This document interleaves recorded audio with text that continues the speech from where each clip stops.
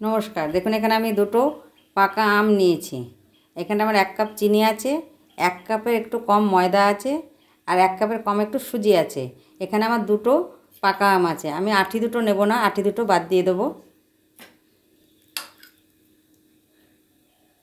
এখানে দুটো আম এর দুপাশটা আমি নিয়েছি।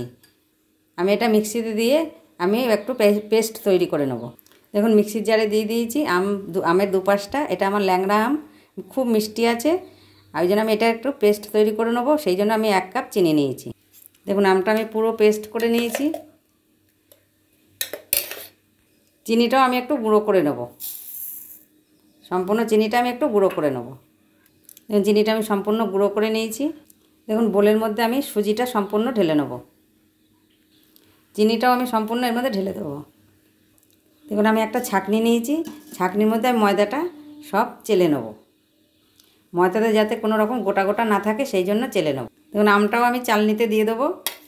এই ছাঁকনির মধ্যে দিয়ে আমি সব আমটা ভালো করে চেলে নেব। আমি এই চামচের সাহায্যে সবগুলো ভালো করে চেলে নেব। দেখুন সম্পূর্ণ আমি চেলে নিয়েছি। যদি আঁশ থাকে সেই কারণে আমি এটা একটুখানি ছেঁকে পুরো কাইটা বের করে নিলাম।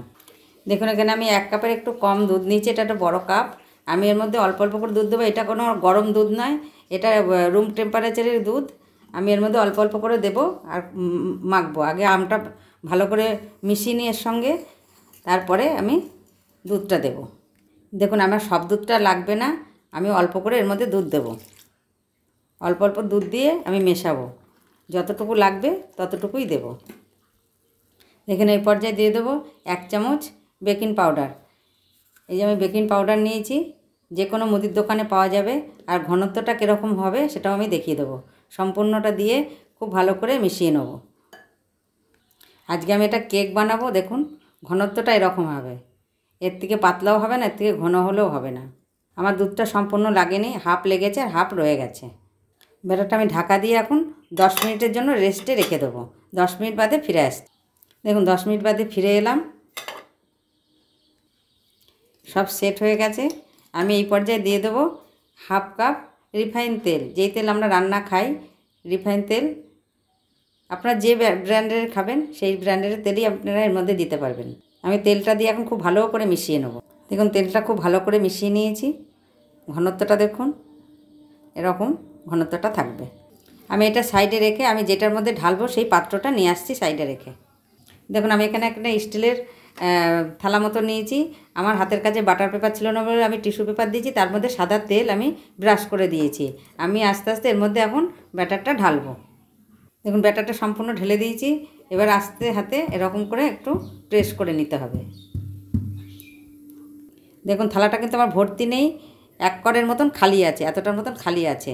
আমি কিছু ফ্রুটস এর মধ্যে দিয়ে একটু ছড়িয়ে দেবো সুন্দর হওয়ার জন্য। দেখুন কিছু কিশমিশ আমি এর ওপর দিয়ে ছড়িয়ে দেবো, আর একটু সল্টেজ বাদাম আমি একটু থেতো করে নিয়েছি, সেগুলো এর ওপর দিয়ে ছড়িয়ে দেবো। এবার চলুন গ্যাসে ফিরে যাই। দেখুন এখানে গ্যাসে আমি একটা কড়াই বসিয়ে দিয়েছি। গ্যাসটা জেলে আমি ঢাকা দিয়ে কড়াইটা গরম করে নিয়েছি। দেখুন ধোঁয়া উঠে গেছে, দেখেছেন? এটা এখন গরম হয়ে গেছে। আমি এর মধ্যে এখন স্ট্যান্ড বসিয়ে দিয়েছি একটা। আমি এর মধ্যে থালাটা আস্তে করে বসিয়ে দেবো। দেখুন এর মধ্যে আমি ওই স্ট্যান্ডের ওপরে আমি থালাটা বসিয়ে দিয়েছি। এখন এটা ঢাকা দিয়ে আমি 20 মিনিট বাদে ফিরে আসবো।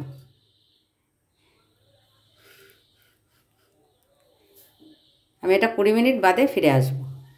দেখুন 20 মিনিট বাদে ফিরে এলাম। এবার দেখি কীরকম হয়েছে কিনা। আমি এই যে টুথপিকটা নিয়েছি, টুথপিকটা এর মধ্যে গেঁথে দেখব যে হয়েছে কিনা। হ্যাঁ হয়ে গেছে। দেখুন টুথপিকে একটুও লাগেনি। এরকম করে গেঁথে দেখতে হবে, নামানোর আগে দেখে নেবেন। আমার 20 মিনিটে হয়েছে, আপনাদের বেশিটা টাইম লাগতে পারে। আমি দেখুন টুথপিকটা দিচ্ছি, একটুও লাগছে না টুথপিকে। আমি এবার এটা নিভিয়ে দেবো। নিভিয়ে আমি ঠান্ডা করে তারপরে আপনাদের দেখাবো, নাহলে ঠান্ডা না করলে ঢালতে পারবো না। তো ঠান্ডা করে তারপরে আপনাদের গ্যাসটা নিভিয়ে দিয়েছি। আমি এবার এটা নামিয়ে নেব। নামিয়ে ঠান্ডা পর্যন্ত অপেক্ষা করব। দেখুন ঠান্ডা হয়ে গেছে। আমি এখন ছুরির সাহায্যে আমি সাইডগুলো কেটে নেবো, তাহলে আমার তুলতে সুবিধা হবে।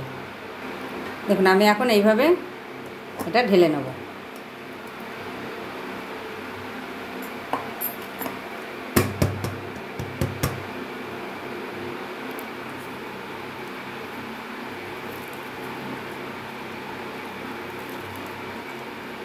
দেখুন কত সুন্দর হয়েছে। আর কত নরম হয়েছে দেখেছেন, কত নরম হয়েছে, কত সুন্দর হয়েছে দেখতে।